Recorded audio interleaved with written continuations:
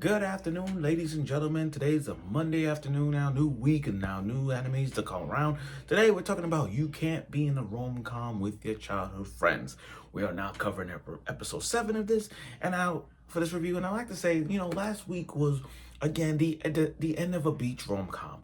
We all know how beach rom-coms works. When it comes to rom-coms, like I said, we're all gonna get the basic settings of a rom-com.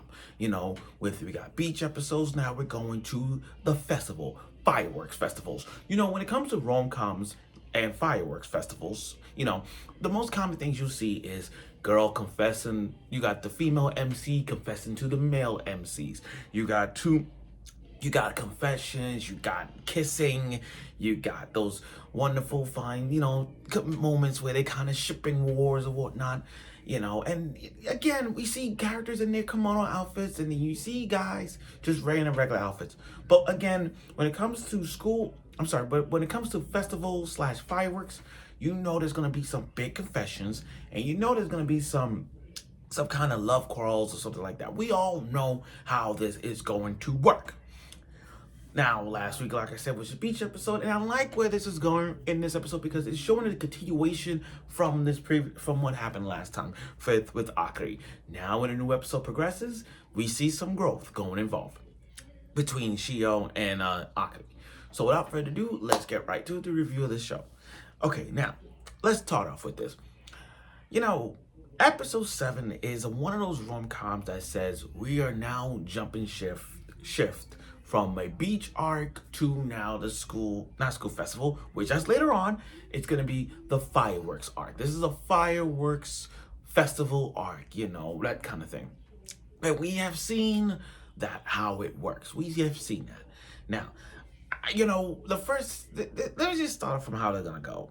After last week with Akari being her yandere-ish self, her tsundere-ish selfish ways, going confession saying I love you, where it just that the word I love you to a tsundere saying I love you, it does not apply for tsunderes. Yes, tsunderes say I love you, but we all know how tsunderes are. They know they love you, but the way how you set in tone for a tsundere, that's one and simple. And besides, sometimes tsunderes always gets the MCs. Have you seen Nisakoi?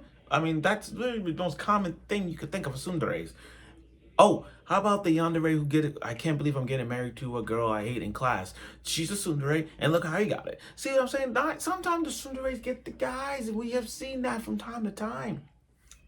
But that's not for Akari's case. So, after what happened last week, our beloved MC Sekai, he's feeling the tsundere-ish aftermath of Akari saying I love you. And Akari, being that she's all Akari-ish, tsundere-ish, but she brings home a metal.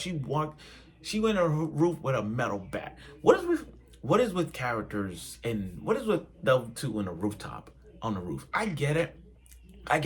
They live next door to each other, like he's in the middle, Shio's right there, and Akari's right there. I get that. They live next door to each other. I get it, child friend.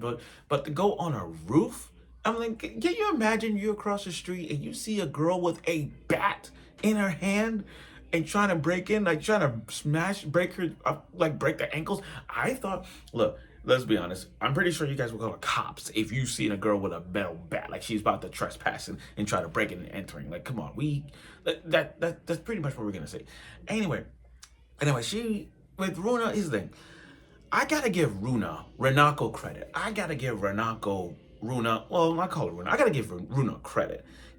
First time I saw her, I thought she was a bit of an airhead type girl. I thought she was kind of like owl girl type vibe, but she's not. She's more of she's smart. It's like she knows the way of the tsunderes.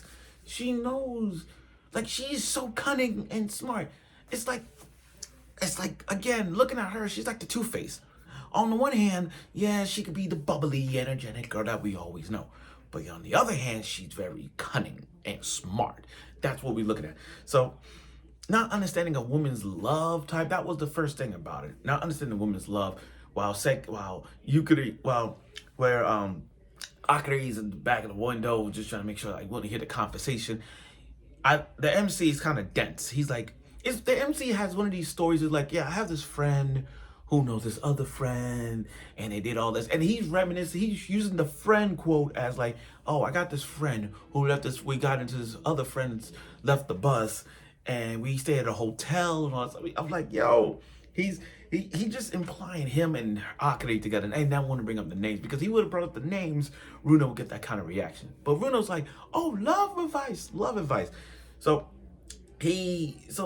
for Runa's case, Runa understand that, oh, your friend telling you, your friend tells you like, oh, it's a misunderstanding, a misanthrope way. Like, yeah, you're friends, but that means that means that person likes him. But in a tsundere-ish way, don't want to admit the true feelings. I'm glad Runa understood that. I'm glad Runa understood that. But again, Akari's about to fall off the roof, and then my boy Sekai grabbed her. That was a good shot. That was a good moment right there. Happy at the moment. Beautiful moment right there to save her off the roof. I'm telling you right now, Shio and Akari need to stop going on the roof, because at some point they're gonna crack and break their bodies. Again, stop climbing on roofs. Like, stop doing that. That's not a girlish thing to do. I mean, granted, y'all next door, but still, you on a roof. And if people will see you on a roof, on the rooftop with like that, you know how many people are gonna be like, gonna look at them like, what is with these girls? Okay, that's that. Now, this is the festival arc. Everyone's getting ready for their kimono outfits. Everyone is trying to get ready, thinking about what to wear, and Shio and Akari, you know, these two have been, you know, it just dawned on me when I watched this show, because it's just that when it comes to rom-coms, we have seen two girls that have been know each other since childhood, and they love the same guy. I just, you know, it's not dawned on me, but it's just like, we have seen that, but we have seen these before in rom-coms, when you have two characters who have been childhood friends since day one, and then as they get older, they like in the MC. We have seen that. I mean, look at that yandere anime. I'm not young.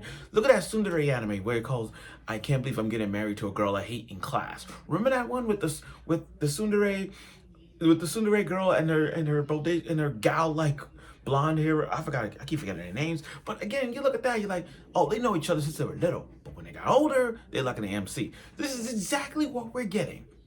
Two childhood friends who have so much, not somewhat in common, not the same thing in common, even though they like the same guy, but still, two childhood friends, they know each other. I mean, they share a donut together, they share like that.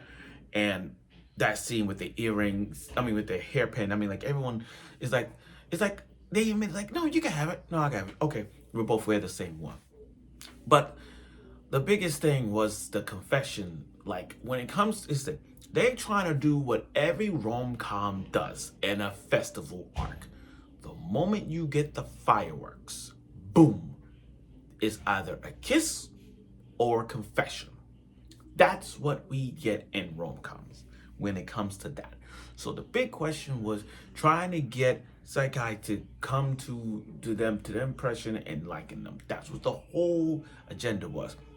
So Shio and Akari look together. They look great. They in their kimono outfits. That's the most common one. I'm surprised Runa's not there. I'm surprised. Like, to be honest with you, I thought Runa was gonna get involved as well. I wanted to see what action she'll take, but we didn't get that. But for this segment, Akari and Shio was trying to get Sekai to get attention. But this MC is dense. Like, the thing is, I don't want to say he's dense, but he knows the situation he's in. Because again, me and the MC have so much in common. We love rom-coms. So we know what, in situations like this, we know what can or can't do in a rom-com.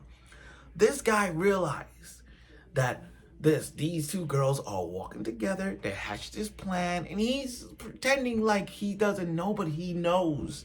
He knows, especially this kind of festival arc. He's like, wait a minute. This is girls in kimonos. They can do it in confessions. Okay, this is a rom-com. He knows. So he's been pretending to play along like, oh, there's cotton candy. Oh, come on, there's masks and all this stuff. You know, those kind of, there's food vendors. Let's have some fun. You know, he's trying to act like they play. And Shio and Akari are trying to convince, they one at a time, they've been trying to get this guy off the hook, and he is literally just ignoring all that stuff. But the ending was so freaking like a he's now living the ultimate game. He's now living that the game of life. The school days or the game of a rope game, the ultimate game. You ever play those dating games where you choose choice A and choice B? That's where he's at right now. So Shio and Akari's last ditch effort was this. I'll be waiting for you at this location, this location. So Sekai, the MC is under predicament now. He's now at the end with his like in this Love 12 Otami game where it's like, okay, who are you choosing? Team Shiro or Team Akari? And they all going to different places. One going to be at the shrine, one going to be at the park. Okay, who are you freaking picking? And that's how the MC is now in this dramatic cliffhanger. He has to decide. Will you choose Team Tsundere or Team Busted Girl? Busted Girl. Will you choose Team Akari or Team Shio? Will you choose Team Blonde Hair or Team Blue Hair? Which color are you picking? That's the predicament he's in.